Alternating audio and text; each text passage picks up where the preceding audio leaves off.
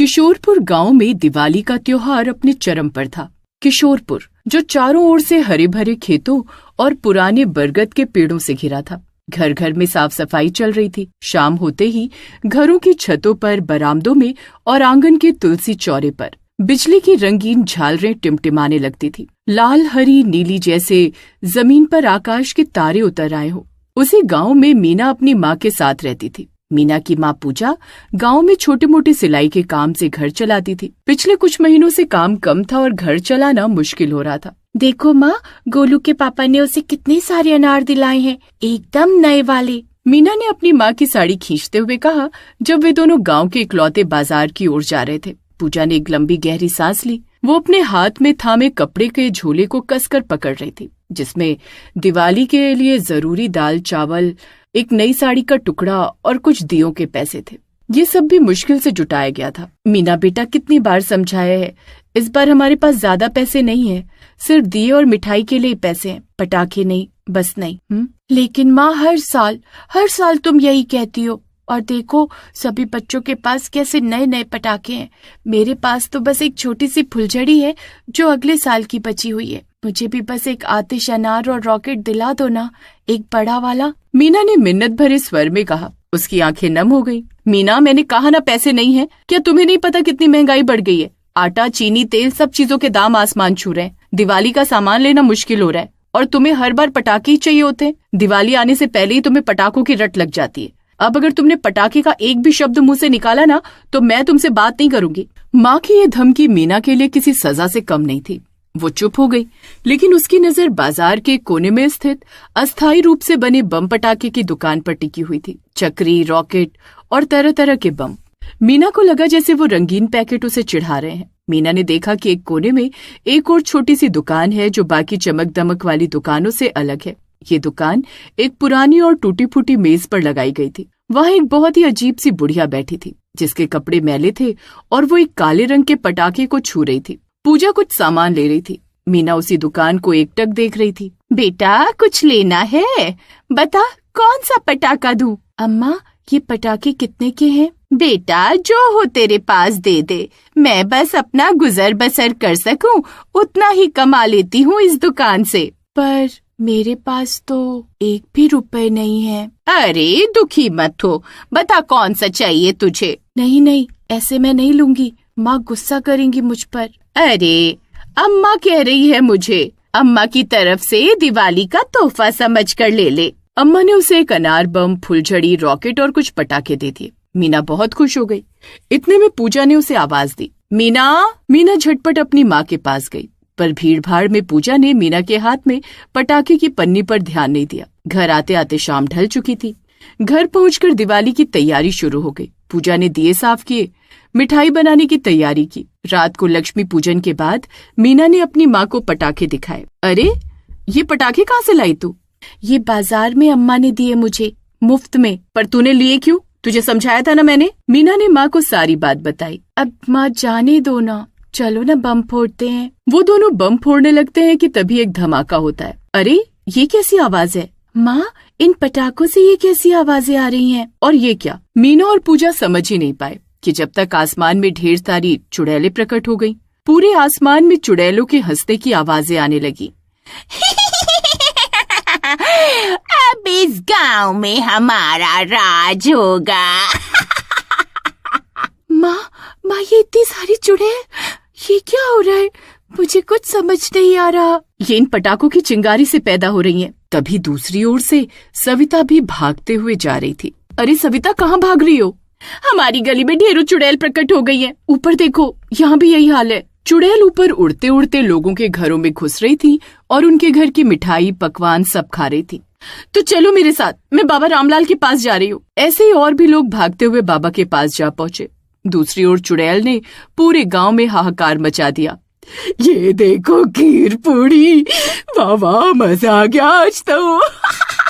इधर दूसरी चुड़ैल मिठाइयों पर टूट पड़ी। अरे कितनी स्वादिष्ट मिठाई है, लड्डू, पेड़े, बर्फी, रसगुल्ला, वाह। दोनों हाथों से कुछ चुड़ैल भर भर कर मिठाई खाने लगी। कुछ ने खाई तो कुछ ने यहाँ वहाँ गिराई। लोगों के घरों का बुरा हाल इधर पूजा, सविता और भी गांव वाले बाबा रामलाल के पास मंदिर में पहुंचे और उन्हें अपनी व्यथा सुनाई। बाबा तुरंत उनके साथ चल दिए। तुम चुड़ैलों को मैं आखिरी बार चेतावनी देता हूँ, खुद ही शांत हो जाओ, वरना मैं तुम्हारा बुरा हश्र करूंगा। चुड़ैल जोर जोर से हंसने लगी और आतंक मचाना बंद नहीं किया। बाबा रामलाल ने अपने लोटे से गंगा जल की एक तेज धार हवा में छिड़क दी। पानी की कुछ बूंदें चुड़ैल को छूते ही कुछ भयानक चुड़ैल भस्म हो गई। नहीं, ये मेरा जादू कैसे खत्म हो रहा है? दैनिका कोई और नहीं, वही बूढ़ी अम्मा थी, बम पटाखे बेचने वाली। ये सब उसी का किया धरा था, गांव वालों से अपनी बेइज्जती का बदला लेने के लिए। ये साधारण पानी नहीं है दुष्ट, यह पवित्र गंगा जल है, जिसे इस धरती के लाखों दियों की शक्ति मिली है। तेरी आग नफरत और लालच की है और हमारी आग आस्था और प्रेम की है। कहते हुए बाबा रामलाल ने कुछ और बूंदें घरों पर मारी, जिससे जिन जिन पर गंगा जल की बूंदें पड़ती गईं, वो चुड़ैल भस्म होती चली गई। जो भी बम पटाखे इस चुड़ैल दैनिका की दुकान से लिए थे, उन्हें एक जगह इकट्ठा करो, उन्हें भस्म करना होगा, तभी नई चुड़ैल बनना बंद होगी। जल्दी करो, अपने अपने घरों के सभी दिए उठाओ, सारे दियों की रोशनी एक जगह इकट्ठा करो। हमें इस दुष्ट को उसी अग्नि से मारना होगा जिसे ये सबसे ज्यादा नफरत करती है। गांव के बाकी बचे लोग भी अपने घरों से मिट्टी के दिए जो घी या तेल से जल रहे थे लेकर मैदान की ओर भागे। दैनिका चुड़ैल ने देखा कि गांव वाले एकजुट हो रहे हैं और उसकी शक्ति कम हो रही है। तुम मुझे नहीं हरा सकते, मैं मौत की सौदागर हूँ, मैं तुम्हें राख कर दूंगी। उसने अपने हाथों को मोड़कर हवा में एक विशाल लपट बनाने की कोशिश की जो पूरे गांव को जला देती। तभी बाबा रामलाल ने चिल्लाकर अंतिम मंत्र पढ़ा। हे पवित्र अग्नि के देवता, हे हनुमान जी की शक्ति, इस दुष्ट को इसकी पाप की अग्नि में ही भस्म कर दो। इस गांव की आस्था और प्रेम की रोशनी इसकी नफरत को जला डाले। लगभग 500 दियों की रोशनी मैदान में इकट्ठा हो गई थी। बाबा ने भैरव बाबा का भस्म हवा में फेंका और वो उन सभी दियों की रोशनी को अपने में समाहित करने लगा। अचानक सारी चुड़ैल जो अभी भी हवा में उड़ रही थी, बाबा रामलाल के मंत्र की शक्ति से विपरीत दिशा में मुड़ गई। वो भस्म अब किसी चमत्कारी औजार में बदल गया और तेजी से सीधे दैनिका चुड़ैल के शरीर की ओर बढ़ने लगा। नहीं, मेरी मौत कैसे हो सकती है? ये लालच, ये मेरा हथियार था, मेरा अंत नहीं। चमत्कारी औजार ने जैसे उसके काले शरीर को छुआ, वो भयानक रूप से पिघलने लगी। उसकी लाल आंखें बुझ गईं और उसका शरीर एक काले बदबूदार धुएं में बदलने लगा और आसमान में कहीं गायब हो गया। दैनिका, पटाखों की देवी और मौत की सौदागर, जलकर वहीं मैदान में राख हो गई। गांव वाले धीरे धीरे अपने घरों से बाहर निकले। वे डरे हुए थे लेकिन जिंदा थे। उनके चेहरे पर डर के साथ साथ एक गहरी राहत थी। अरे बच गए, बाबा रामलाल की शक्ति ने बचा लिया, भगवान का लाख लाख धन्यवाद। गलियों में टूटे हुए दिए, जली हुई लकड़ी और एक काली राख के सिवा कुछ नहीं बचा था। बाबा रामलाल ने थके हुए मीना के सिर पर हाथ रखा, जो अभी भी अपनी माँ के आंचल में डरी सहमी बैठी थी।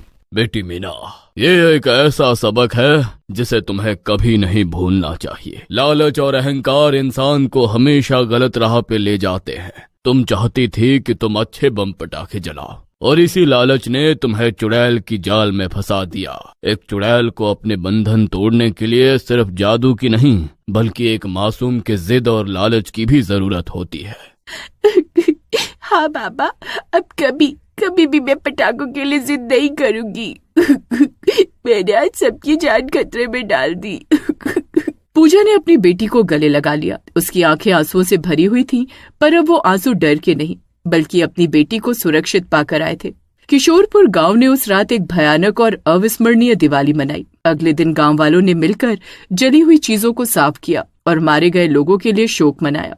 गांव वालों ने सामूहिक रूप से ये फैसला किया कि अब वे कभी भी किसी भी दिवाली पर ऐसे भयानक या शोरगुल वाले पटाखे नहीं जलाएंगे। पुजारी बाबा रामलाल ने गांव के बीचों बीच एक बड़ा दिया जलाया और घोषणा की, आज से किशारपुर की दिवाली सिर्फ दीपक की दिवाली होगी। दिए जो घर में रोशनी लाते हैं, खुशी लाते हैं और हमें अंधकार से बचाते हैं। हमें याद रखना होगा कि एक चुड़ैल ने हमें आग नहीं दी थी, बल्कि हमने अपने लालच से उसे खुद को आजाद करने का रास्ता दिया था। उस दिन से किशोरपुर गांव में लोग पटाखे कम और मिट्टी के दिए ज्यादा जलाने लगे।